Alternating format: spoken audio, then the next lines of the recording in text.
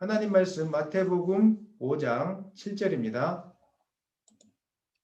다 같이 읽겠습니다. 긍휼히 여기는 자는 복이 있나니 그들이 긍휼히 여김을 받을 것이며. 아멘. 오늘 하나님 말씀 제목은 온전한 믿음의 열매 긍휼이라는 제목으로 여러분과 말씀 나누기를 원합니다.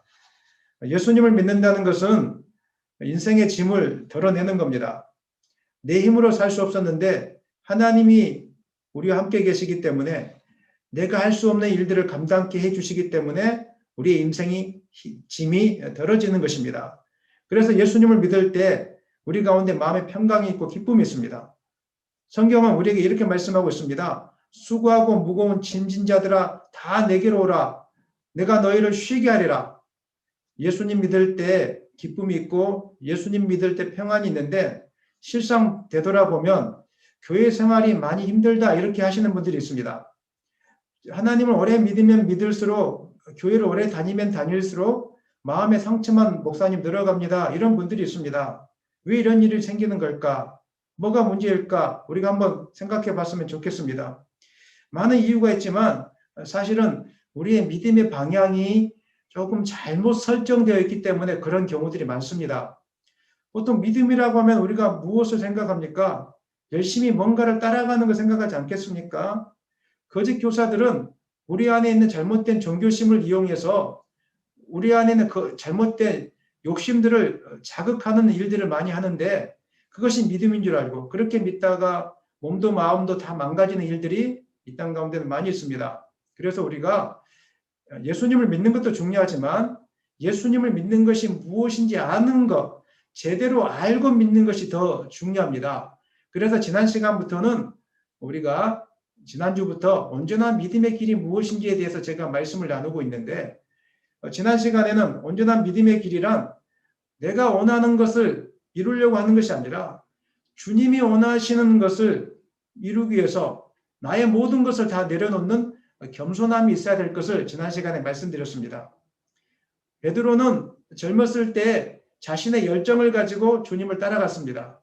하지만 결론은 실패였습니다. 그리고 이후에 부활하신 주님이 물고기 낚고 있는 베드로를 찾아와서 그의 손을 잡아주셨을 때 비로소 예수님을 따라가는 길이 무엇인지 깨달았습니다. 그것은 나의 열정으로 주님을 따라가는 것이 아니라 다 내려놓고 하나님이 원하시는 그 자리에 서는 것, 하나님이 원하시는 일에 순종하는 것, 이것이 바로 진정한 믿음의 길이라는 것을 지난 시간에 우리는 배웠습니다. 오늘은 온전한 믿음의 길에 대한 두 번째 시간으로 온전한 믿음의 열매인 긍휼에 대해서 여러분과 말씀 나누기를 원합니다. 우리가 주님을 온전히 믿고 따라가고 있는지 그렇지 않는지 어떻게 알 수 있겠습니까? 무엇으로 알 수 있겠습니까?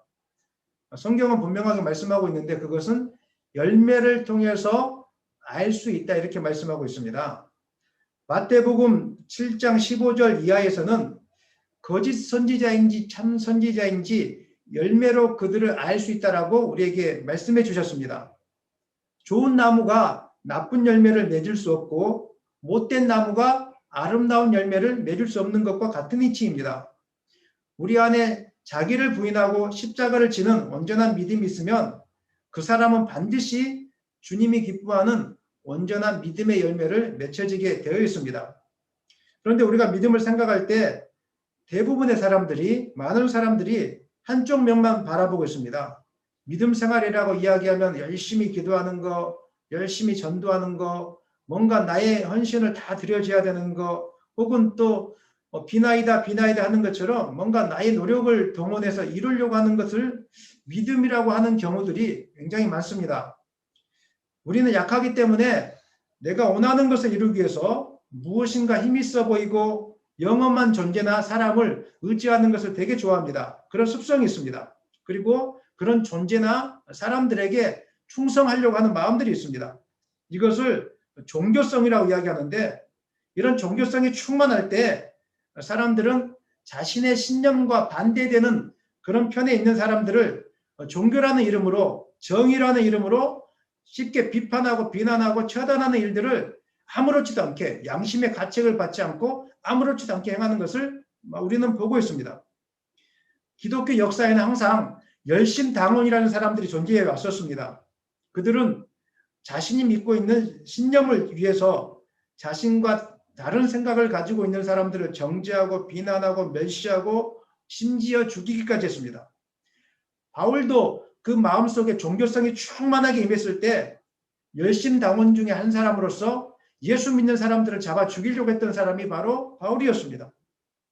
이러한 모습은 실상 오늘날 한국교회 성도들 가운데도 많이 남아 있습니다.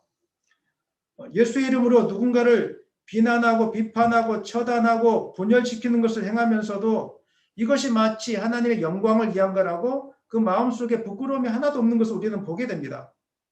유튜브나 인터넷 방송을 보면 오른쪽에 있는 사람들은 왼쪽에 있는 사람을 비난하고 왼쪽에 있는 사람은 오른쪽에 있는 사람을 비난하는데 그 중심에 그 비난의 중심에 이것이 있습니다. 그것은 바로 예수 그리스도를 누가 진짜로 믿느냐 이렇게 이야기하면서 오른쪽에 있는 사람은 왼쪽에 있는 사람이 잘못 믿고 있다고 이야기하고 왼쪽에 있는 사람은 오른쪽에 있는 사람이 잘못 믿고 있다고 하면서 서로가 핏대를 세우면서 비난하는 일들이 오늘 이 세상 가운데 너무 많이 있습니다.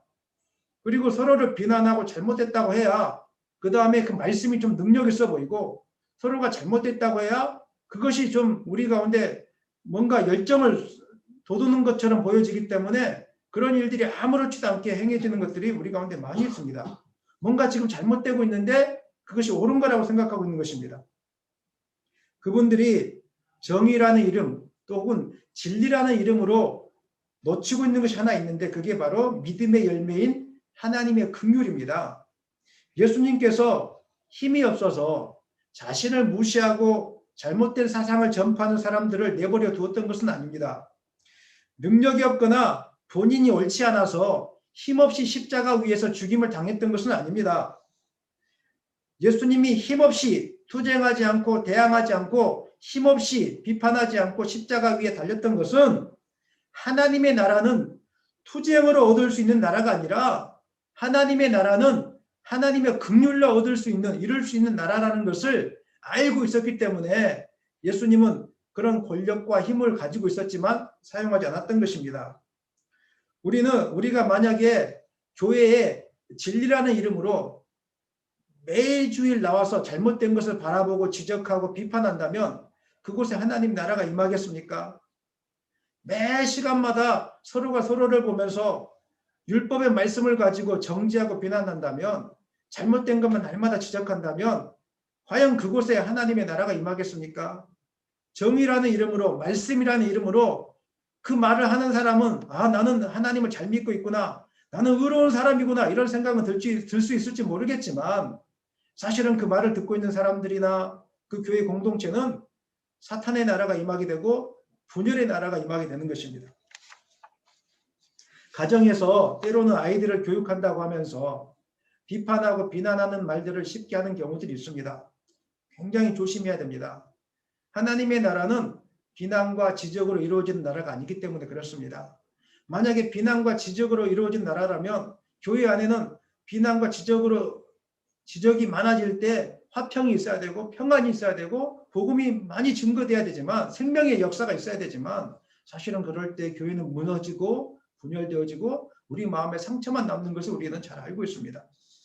만약 형들에 의해서 애굽에 팔려간 요셉이 애굽의 총리의 자리에 올랐을 때 정의의 이름으로 형제들을 정죄하고 처단했다면 하나님의 나라가 그 가정 가운데 임했겠습니까? 절대 임하지 않고 그 가족 대대로 피비린내 나는 형제들 간의 혈투가 있었을 것입니다. 하지만 하나님의 긍휼을 알고 있었던 요셉은 자기를 어렵게 만들었던 그 형들을 원망하지 않고 처단하지 않고 감싸주고 보듬어 주었더니 그 가족에 하나님의 나라가 임하는 화평이 임하는 놀라운 은혜를 경험했다는 것을 우리는 잘 알고 있습니다.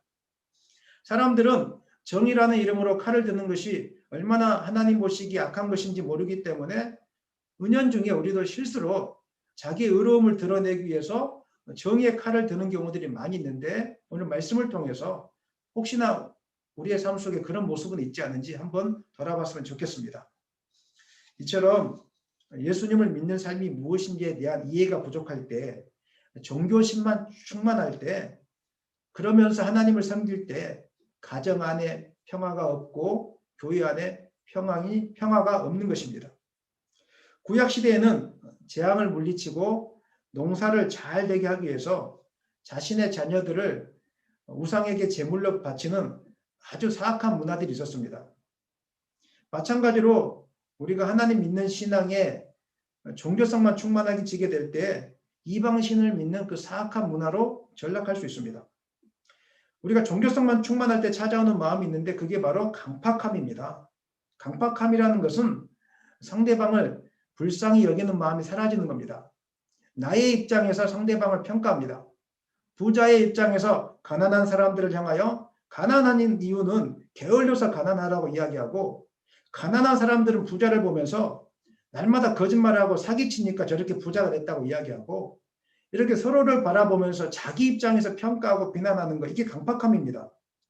하나님을 믿으면서도 종교성이 충만할 때 강팍함이 찾아오게 되는데, 그 마음속에 용서하는 마음이 없고 혈기가 가득하고 분노가 가득하고 악을 악으로 갚기 시작하고 이렇게 하기 시작하는데, 이러니까 이제 교회당에 천국이 임하지 않는 것이고 우리의 삶 속에 분열과 갈등이 있게 되고, 예수님을 믿으면서도 열심히 믿는데 왠지 모르게 내 마음속에 평안이 없고, 열심히 믿는 것 같은데 뭔가 더 불안하고, 열심을 내면 낼수록 마음에 상처만 가득한 일들이 우리 교회당 가운데 많다는 것입니다. 예수님 당시에 종교 지도자들이라고 하는 사람들이 이러했습니다.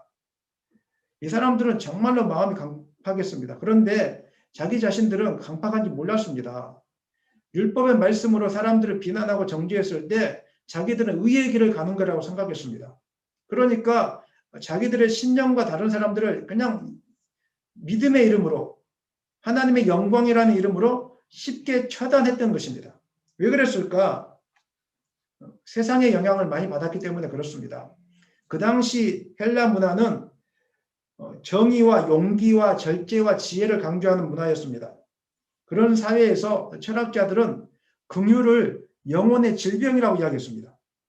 훌륭한 성공자가 되기 위해서는, 명예를 얻고 지키기 위해서는 긍휼은 혐오스러운 것이라고까지 생각했습니다. 그래서 이 사람들은 자기 자신들에게 불의를 행하고 악을 행하고 해를 끼치는 자를 명예라는 이름으로, 명예를 지키기 위한 이름으로 쉽게 응징하고 처단했던 것이 바로 그때 그 시절의 문화였습니다.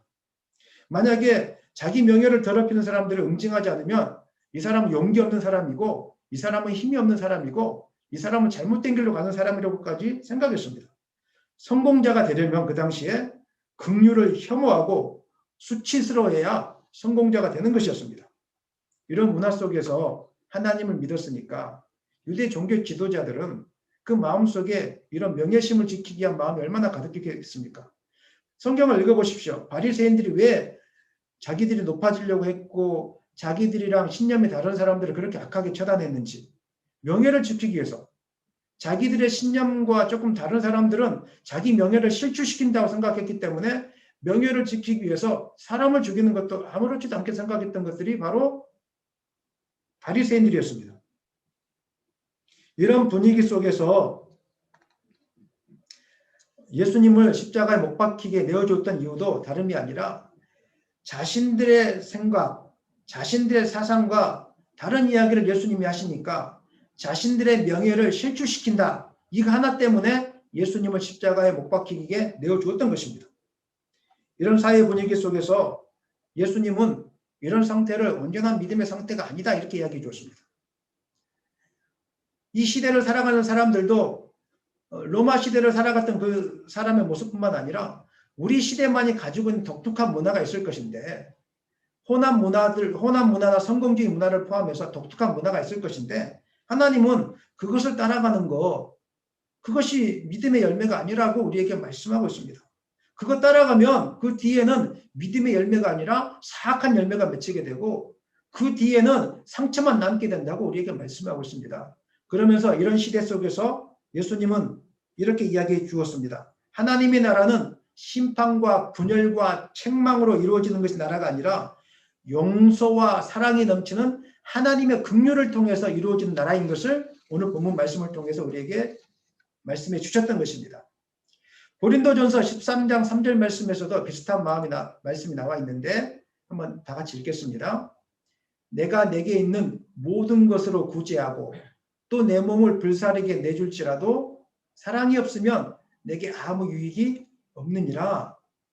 교회에서 헌신을 많이 한다고 할지라도 성경을 많이 암송한다고 할지라도 많은 헌금을 주님 앞에 드린다고 할지라도 기도를 많이 하고 있다고 할지라도 내 몸을 불사르게 내준다고 할지라도 그 사람 마음속에 중심 속에 나와 다른 사람, 나와 생각이 다르고 나와 뜻이 다르고 나와 모든 문화적인 환경이 다른 사람을 포용하고 받아들이고 용서하고 이런 긍휼이 없다면 그분은 지금 믿음의 방향이 틀어져 있다는 것을 성경은 우리에게 지금 말씀하고 있는 것입니다.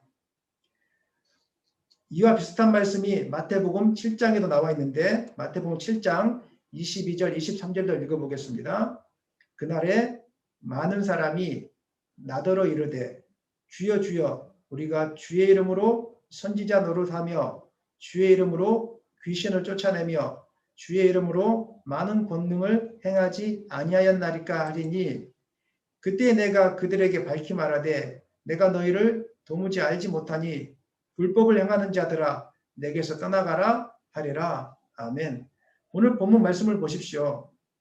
이 땅에 주님의 이름으로 선지자 노릇하고 주님의 이름으로 귀신을 쫓아내고 주님의 이름으로 많은 권능을 행했지만 주님은 뭐라고 이야기하겠습니까? 내가 그들을 도무지 알지 못한다. 불법을 행하는 자들아 내게서 떠나가라 이렇게 말씀하고 있습니다. 오늘 한국교회를 보면서 마음 아픈 것은 사람들이 뭔가 나타나면은 그분이 하나님과 연결되어 있다고 생각하면서 그분을 추종하거나 쫓아가고 그분의 말씀에 굴복하고 복종하는 이게 잘못된 것인지 알지 못하고 무조건 안수기도에서 능력이 나타나면 그분이 하나님의 뜻을 행하는 것이라고 생각하는 경향이 있습니다. 물론 그분들 중에 하나님을 잘 섬기고 신실하게 섬기는 분들이 많이 있음도 저도 보고 있습니다. 하지만 한국 교회에서 아픔은 그 은사주의자들을 쫓아가다가 결국은 돈도 몸도 마음도 상하고 가정도 깨어지는 것을 목회자 입장에서 저는 많이 보았습니다. 그래서 안타까움으로 제가 늘 이런 마음을 가지고 진짜 복음이 무엇일까? 왜 성도들은 저렇게 살지? 또 어떤 경우는 진짜 복음을 가르쳐주면 듣지 않으려고 이야기합니다.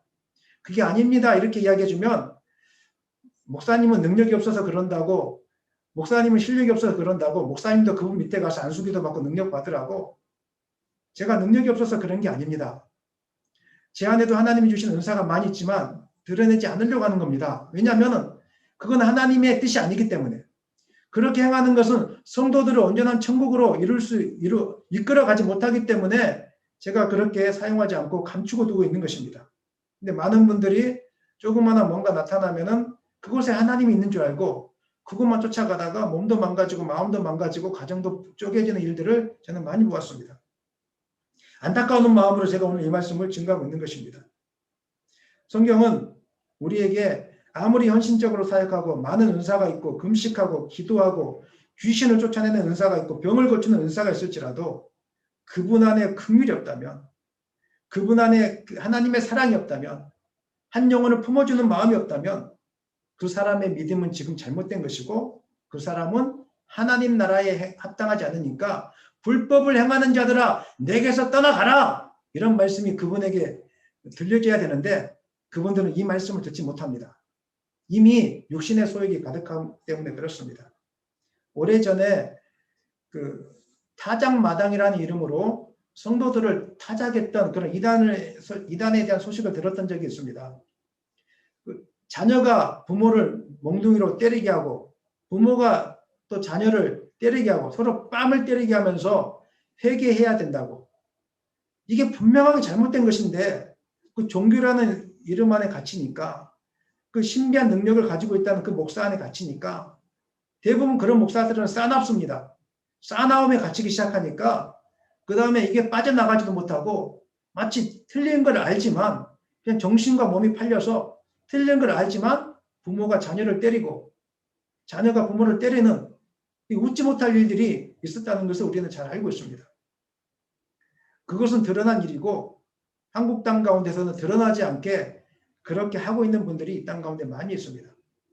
그래서 우리는 그런 잘못된 열정을 조심해야 되는 것입니다. 사랑하는 여러분, 예수님을 믿는다는 것이 무엇입니까? 예수님을 믿고 구원받았다는 것이 도대체 무엇입니까? 어떤 분들은 예수님을 믿는다는 것은 영접 기도를 하는 것이라고 그냥 사형리만 들고 다니면서 영접 기도만 시키는 분들이 있습니다. 물론 그것도 많이 필요합니다. 잘못됐다는 것이 아닙니다. 문제는 거기에만 머무르는 것이 잘못된 것입니다. 또 어떤 분들은 예수님을 믿는다고 하면은 이제 은사 받는 것으로 생각합니다. 내가 방언을 하고 그 다음에 신비한 은사가 떨어져야 내가 비로소 온전한 믿음의 반열에 서 있다고 생각하는 분들이 있습니다. 물론 예수님을 믿고 따라가면 우리 가운데 영적인 은사와 능력이 주어지기도 합니다. 하지만 반대로 주어지지 않는 경우도 많습니다. 그런데 잘못된 경우에 방언을 해야 되고 은사를 받아야 예수님을 믿는다고 이렇게 선포하시고 계신 분들이 계시고 이것을 믿고 따라가는 분도 계시고 방언을 그래서 받으려고 하나님과 연결되어 있다는 것을 확증받기 위해서 하는 분들이 있는데 이것 또한 잘못된 것입니다. 믿음의 방향이 틀어져 있는 것입니다. 저는 할 수 있는 대로 여러분이 은사 받기를 소망합니다. 아멘입니까? 방언 받기를 원하고 예언 받기를 원하고 치유의 은사를 받기를 소망합니다. 하지만 이것에 몰입하다가 믿음의 방향이 잘못된 길로 나가지 않았으면 좋겠습니다. 또 어떤 사람들은 이것저것 다 무시하고 세상의 방법으로 하나님을 믿는 사람들도 있습니다. 교회에 와서 선한 일에 열심, 착한 일에 열심, 거기에만 빠져 있으면서 자기처럼 봉사하지 않고 자기처럼 선한 일을 하지 않고 자기처럼 주방에서 일하지 않는 사람들을 비난하면서 저 사람들은 믿음이 없는 사람이라고 헐뜯는 분들이 계십니다. 식당 봉사도 안 하면서 무슨 권사냐고 이렇게 이야기하시는 분들이 있고 무슨 장로님이 되셔가지고 이렇게 험한 일 하지 않으시냐고 이렇게 서로 비난하는 이런 일들이 우리 가운데 있는데 이거는 지금 믿음의 방향이 완전히 지금 틀어져 가고 있는 겁니다. 자기 나름대로 신념을 가지고 주님을 믿고 있기 때문에 갈등이 생기고 분열이 생기고 시기가 생기고 다툼이 생기고 판단하게 되고 무거운 짐을 내려놓으러 왔다가 오히려 무거운 짐을 짊어지고 가게 되는 웃지 못할 일들이 우리 가운데 지금 많이 벌어지고 있다는 것입니다. 그래서 여러분들은 예수님 믿는 것이 무엇인지 구원받은 것이 무엇인지를 분명하게 정의해야 되는 것입니다. 성경은 우리가 구원받은 것이 무엇이라고 이야기하고 있습니까? 예수 믿는 것이 무엇이라고 이야기하고 있습니까? 성경을 공통적으로 하고 있는 말씀이 있는데 그것은 구원받았다는 것, 예수 믿었다는 것은 천국 간다는 의미도 있지만 새 사람으로 변화되었다는 뜻이 더 강하게 있습니다. 이전에 사탄의 종이었습니다. 옛사람, 사악한 자였습니다.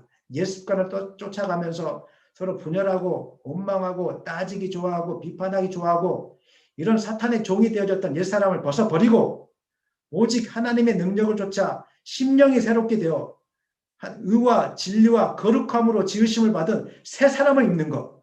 이것이 바로 예수 믿는 삶, 예수 따라가는 삶의 본질입니다. 새 사람이 되지 못했으면서 은사를 받는 것, 이건 독이 됩니다.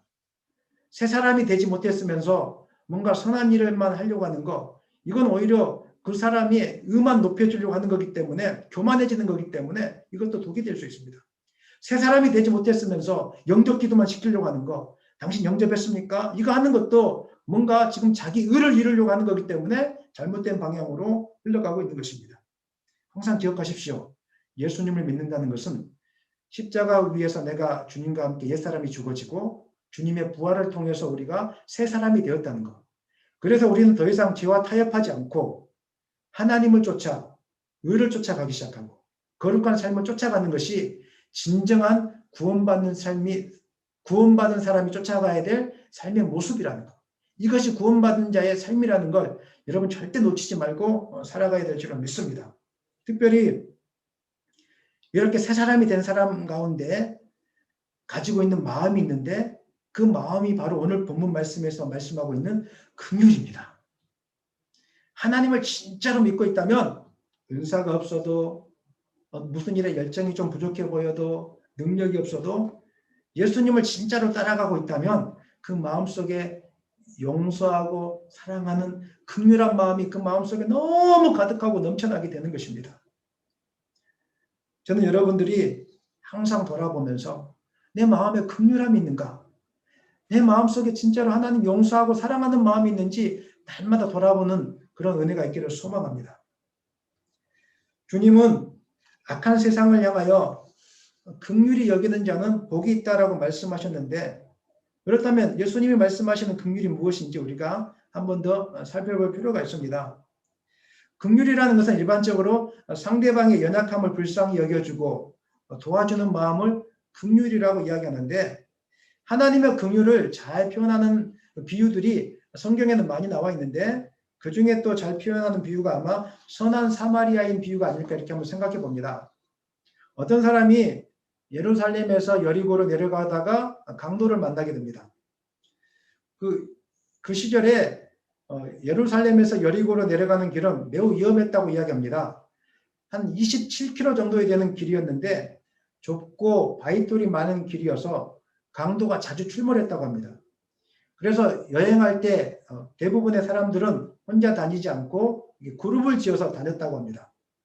그런데 어떤 사람이 홀로 여행하다가 강도떼를 만나서 옷을 다 빼앗기고 거의 죽게 되고 도랑에 처박히게 되는 이런 상황에 처하게 된 것입니다. 강도 만난 나그네를 이제 세 사람이 스쳐 지나가는데 제일 먼저 제사장이 우연히 그 길을 내려가다가 나그네를 발견합니다. 이 제사장은 예루살렘에서 아마도 제사와 관련된 종교 의무를 수행하고 난 뒤 여리고가 있는 집으로 돌아가다가 나그네를 발견한 것 같습니다. 제사장은 분명히 위험에 처한 나그네를 발견했지만 그 시선을 돌려서 못 본 채 하면서 곁을 지나가고 말았습니다. 왜 그랬을까요? 나그네의 신원이 파악되지 않은 상태에서 혹시 저 나그네를 가까이 하다가 자기도 위험에 처하지 않을까? 혹시 강도들이 저 나그네를 미끼로 삼아서 자기를 해코지 하지 않을까?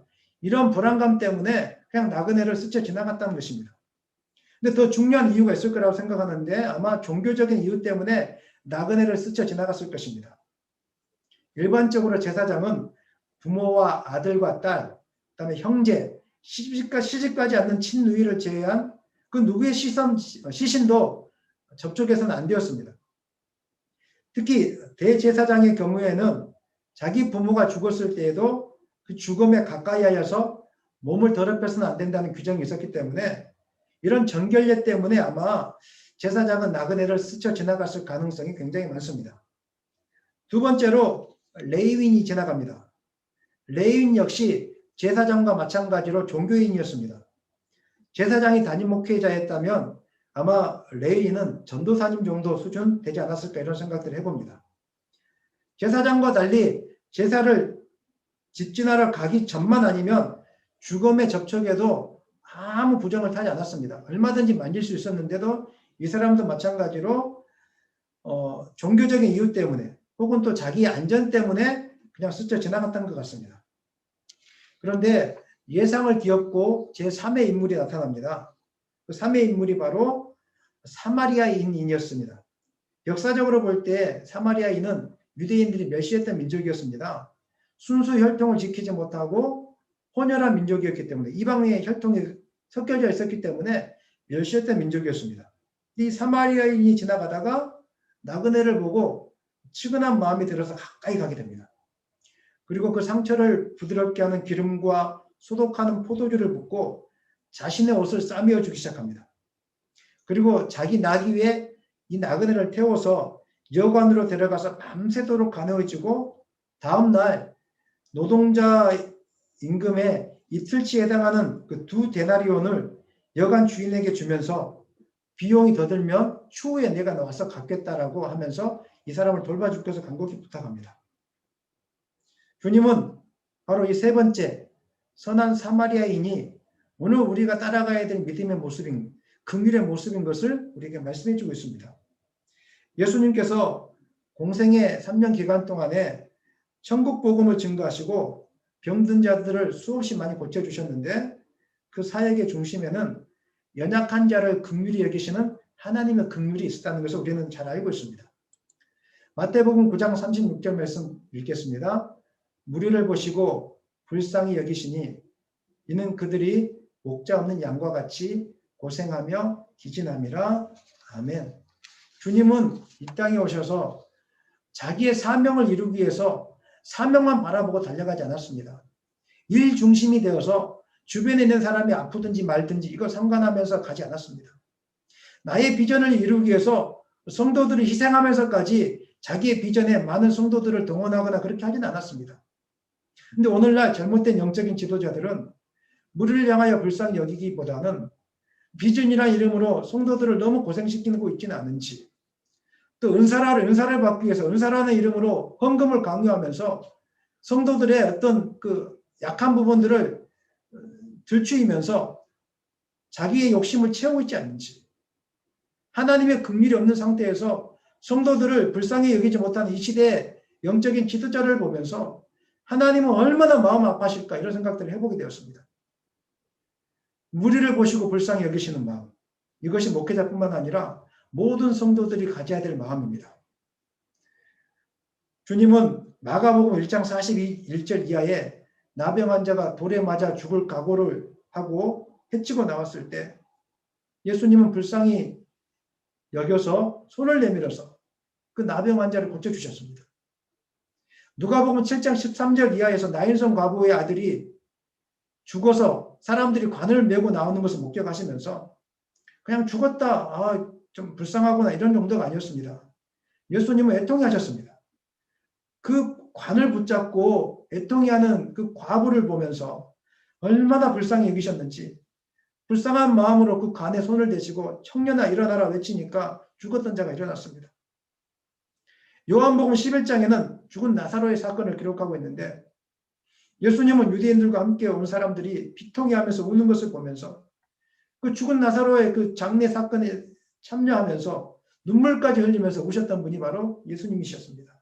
나사로야 나오라 외치실 때, 긍휼함으로 외치실 때 병자가 일어났습니다. 죽은 자가 다시 살아났습니다.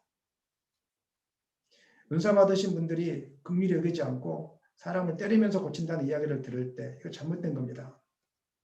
자기의 비전과 목적을 위해서 성도들을 동원하는 거 이거 완전히 잘못된 것입니다. 하나님의 나라는 불쌍한 마음, 긍휼히 여기는 마음이 있어야 되는 겁니다. 진정으로 예수님을 믿고 거듭났다면 그 마음의 중심에 예수님의 긍휼이 있다면 우리는 항상 연약한 자를 위해 돌보고 기도하고 항상 나보다 남을 낮게 여기고 성도들이 지금 어떻게 살고 있는지, 목사님이 어떻게 살고 있는지, 장로님이 어떻게 살고 있는지, 권사님이 어떤 아픔을 갖고 있는지 날마다 불쌍히 여기는 것이 우리가 가져야 될 하나님의 마음이라는 것입니다. 교회 안에 또 가정 안에 하나님 나라가 이루어지기 위해서는 이런 하나님의 긍휼함의 역사가 있어야 되는 것입니다. 목회자는 성도를 불쌍히 여기고 긍휼히 여기는 마음으로 목회해야 됩니다. 어떻게 밥은 잘 먹고 있는지, 그 집의 재정은 모자라지 않는지, 자녀들의 건강은 잘 건강한지, 그 집에 어떤 문제가 없는지 이런 것들을 생각하면서 긍휼함으로 그 가정을 돌보고 죽기까지 사모하고 기도해 주는 것이 목회자가 해야 될 일입니다. 또 반대로 성도님들은 목회자는 우리 목사님은 잘 지내고 있는지, 목회 어려움이 없는지, 목회자를 위해서 돌아와주고 기도하는 것이 바로 성도님들이 해야 될 일인 것입니다. 모든 것이 남들이 볼 때는 쉬워 보여도 그 자리에 서 있는 사람들은 다 어렵다고 이야기합니다. 직장인은 직장인 나름대로 어렵다고 이야기합니다. 또 목회자는 목회자 나름대로 어렵다고 이야기합니다. 목회자가 직장인들을 바라볼 때는 모든 돈을 쉽게 버는 것 같으니까 쉬워 보이지만은 사실은 그 돈을 벌기 위해서 아침부터 저녁까지 무시당하면서 얼마나 힘들게 돈을 벌어옵니까? 이것을 이해하지 못하니까 쉽게 뭔가를 강요하는 겁니다. 두 번째, 성도님들은 또 마찬가지로 목사님들을 바라볼 때 목회가 굉장히 쉬워 보일 때가 많습니다. 저도 청년의 시절에 세상에서 가장 편한 분들이 목사님이라고 생각했습니다. 목사님들은 월요일에 쉬지 않습니까? 늘 말씀만 전하고 있죠. 목사님 피부는 뽀송뽀송하죠. 이렇게 하니까 목사님 세상에 편한 직업이라고 저는 생각했습니다. 그런데 제가 이 자리에 서보니까 그게 아니었습니다. 저를 변명하려고 하는 게 아니라 항상 그 자리에 서보지 않고서는 누구든지 우리가 그분들을 이해할 수 없습니다. 그래서 우리가 쉽게 그 사람들을 평가하고 판단하고 이런 말들을 해서는 안 됩니다. 저 사람은 가족을 잘 만났다. 저 사람은 아내를 잘못 낳아서 좋겠다. 저 사람은 자녀가 잘 태어났네. 저 목사님은 그냥 무슨 복을 저렇게 많이 받았나. 이렇게 말해서는 안 됩니다. 항상 상대방의 입장에서 불쌍히 여기고 긍휼하게 여기고 이런 마음을 우리가 소유해야 되는 것입니다. 비판하는 것은 하나님이 절대로 하지 말아야 될 것임을 우리에게 말씀해 주셨는데 마태복음 7장 3절 읽겠습니다. 어찌하여 형제의 눈 속에 있는 티는 보고 내 눈 속에 있는 들보는 깨닫지 못하느냐. 그렇습니다. 어떤 순간이 올지라도 우리가 형제의 눈 속에 있는 티만 바라보면서 비난하고 비판해서는 안 됩니다. 사실은 자기 자신이 죄를 많이 지을수록 다른 사람을 비판하고 판단하는 것을 저는 많이 보았습니다. 가정에 들어가서 아내를 학대하고 자녀들을 학대한 사람들이 교회 와서는 교묘하게 그렇지 않는 것처럼 하는 것을 저는 많이 보았습니다. 직장에서 폭력적인 사장님이시고 그다음에 종업원들을 함부로 하는 사장님이 교회 와서는 헌금을 많이 하면서 목사님께 인정하며 목사님 인정받으며 목사님의 눈과 귀를 가리면서 자기 자신이 마치 훌륭한 사람인 것처럼 하는 것도 저는 많이 보았습니다. 그런 사람일수록 마치 다른 사람들 더 많이 비난함으로 자기가 높아지려고 하는 거 이런 것들로 저는 많이 보았습니다. 하나님의 나라가 그 속에 임하지 않는 사람들은 형제의 눈 속에 있는 티만 바라보고 자기 자신 속에 있는 들보는 깨닫지 못합니다. 하지만 하나님의 나라가 그 마음의 중심에 임한 사람은 자기 자신의 들보가 얼마나 큰 건지 깨닫기 시작하면서 아무도 비난하지 못합니다. 하나님, 내가 죄인이라고 고백하고 내가 부족하다고 고백하고 자기 입술을 또 이렇게 꼭 잡으면서 내가 비난하지 말아야 되는데 또 비난이 나왔다고 이야기하고 이렇게 속상해하면서 자기 자신을 돌아보면서 기도하는 사람이 바로 하나님의 긍휼을 가지고 있는 사람, 하나님의 나라가 그 가운데 임한 사람의 특징인 것입니다. 저는 여러분들이 이번 설 명절 기간 동안에 여러분 마음속에 하나님의 긍휼이 충만해서 가족과 친지들을 만나기를 소망합니다. 물론 코로나 때문에 가지 못하는 분들이 있을 것입니다. 저희 가정도 코로나 때문에 이번 명절은 교회당을 지키면서 기도하기로 했습니다. 하지만 또 가야 되는 분들도 계십니다. 그럴 때 여러분들이 대화하다가 서로 원망하고 비난하고 이런 대화를 흘러가지 않고 여러분들이 부모님의 마음을 이해해 주시고 덮어주셨으면 좋겠습니다. 그리고 형제가 내 마음속에 들지 않는다고 해서 원망하지 말고 속상해하지 말고 그 입장에서 좀 품어주고 감싸줬으면 좋겠습니다. 예수님도 그렇게 하지 않았겠습니까? 그럴 때 그곳에 하나님의 평강이 임하는 것이고 여러분이 언제나 믿음의 사람으로 서게 되는 것입니다. 간절히 부탁드리는 것은 기도 많이 하시는 권사님인데 점점 더 싸나워진다 이런 말 들어서는 안 됩니다. 열심히 선교하시는 분이신데 더 강팍해진다 이런 말씀 들어서는 안 됩니다. 더 섬길수록 마음속에 긍휼함이 있어야 되고 기도를 많이 할수록 사랑과 용서와 긍휼이 그 가운데 넘쳐나야 되는 것입니다. 오늘 말씀을 듣고 있는 모든 성도님들 가운데 하나님의 긍휼이 임하기를 예수님의 이름으로 간절히 축원합니다. 아멘. 그런데 우리의 본성에 죄악이 너무 가득하기 때문에 사실 긍휼의 삶을 산다는 것은 말씀을 드리는 것처럼 쉽지는 않습니다.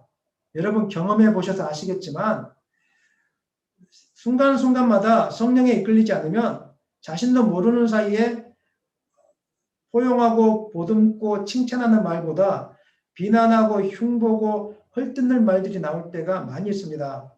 그리고 속상함을 이야기하는 말들이 나올 때가 너무 많이 있습니다. 이렇게 해서는 안 된다고 우리는 늘 생각합니다. 하지만 순식간에 터져 나오는 것은 어떡합니까?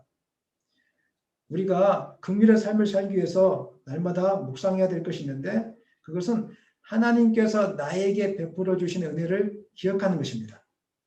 무엇인가 악한 마음이 떠오를 때마다 비난하고 싶은 마음이 떠오를 때마다 내가 얼마나 하나님께 큰 은혜를 입은 자인 것을 묵상해야 되는 것입니다.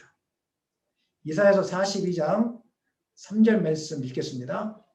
상한 갈대를 꺾지 아니하며 꺼져가는 등불을 끄지 아니하고 진실로 정의를 시행할 것이며 하나님은 이 말씀을 통해서 우리를 향한 사랑을 이야기하고 있는데 상한 갈대를 꺾지 않으시는 분이시다 이렇게 이야기하고 있습니다.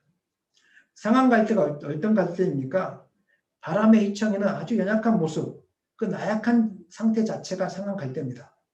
상했다는 말의 의미를 찾아보면은 멍들었다, 상처났다 이런 의미를 가지고 있습니다. 세상을 살면서 우리가 얼마나 많이 멍들었습니까? 세상을 살면서 우리가 얼마나 마음이 썩었습니까? 우리 이런 사람들 누가 돌봐줍니까? 사실 분노하고 원망하고 비판하고 평가하고 판단하고 이런 이유는 다른 게 아니라 내 마음이 멍들고 썩었다는 겁니다. 인생을 살아오면서 너무 많이 멍들었기 때문에 이거 분노가 표출되지 않으면 죽을 것 같으니까 그 옆에 나랑 비슷한 사람 보면서 분노를 표출해야 그 다음에 내가 살 것 같으니까 그런 경우들이 많이 있습니다. 근데 문제는 분노를 표출하고 나면 내가 사는 것이 아니라 내가 더 죽어지고 내가 더 괴로워지고 내가 더 지옥 자녀가 되는 것을 우리는 잘 알고 있습니다. 그럴 때 하지만 그런 사람일지라도 하나님은 내버려 두지 않으신다 이렇게 말씀하고 있습니다. 내가 너의 상한 마음을 알아. 날마다 실패하는 것도 알고 있고 멍들어서 죽어가는 것도 알고 있어. 하지만 나는 너를 절대 꺾지 않아.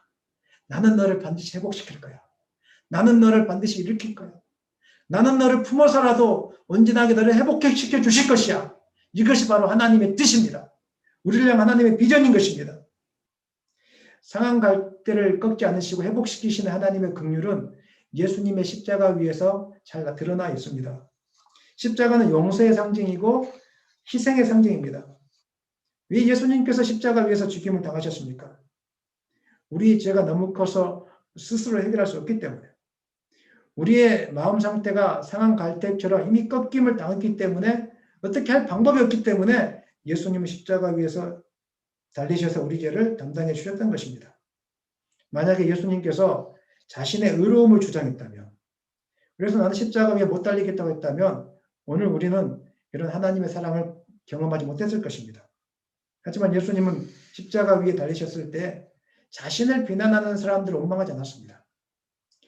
자신에 대해서 침뱉고 채찍질하는 사람들에게 너 나중에 내가 다시 부활하면 가만히 두지 않겠어. 가만히 놔두지 않겠어. 이렇게 말씀하지 않으셨습니다. 그 십자가 위에 달리시면서 정의가 무엇인지 부르짖지 않았습니다. 정신 차려라 이렇게 말씀하시지도 않았습니다.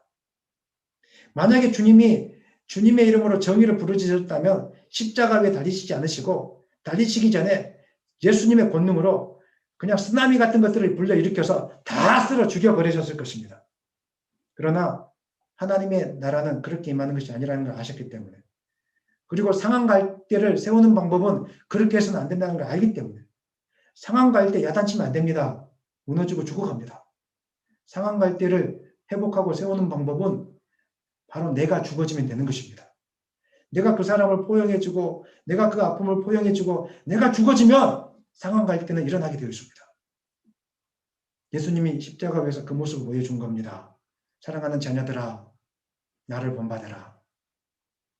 너희들이 힘들고 용서하지 못하고 마음이 썩어지고 속상할 때마다 정의감이 올라와서 저분 잘못됐다라고 내가 이야기해주고 싶을 때마다 저렇게 하면 안 된다고 이야기해주고 싶을 때마다 입을 꼭 다물고 십자가 위에서 죽어졌던 스스로 자기 자신을 희생의 제물로 내어놓았던 그 예수님의 희생의 십자가를 기억해라.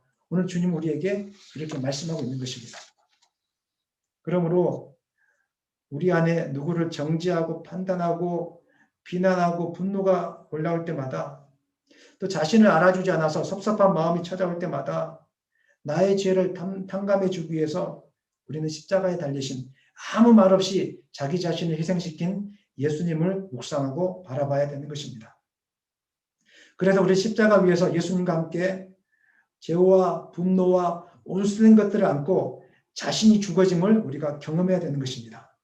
그럴 때 우리는 어떤 사람도 용서할 수 있고 사랑할 수 있고 품을 수 있고 예수님의 긍휼이 임하는 삶을 살게 될 것입니다. 오늘 십자가를 바라봄으로 십자가 위에서 함께 예수님과 함께 죽어짐으로 여러분이 가는 곳마다 예수님의 긍휼이 충만하기를 예수님의 이름으로 간절히 축원합니다.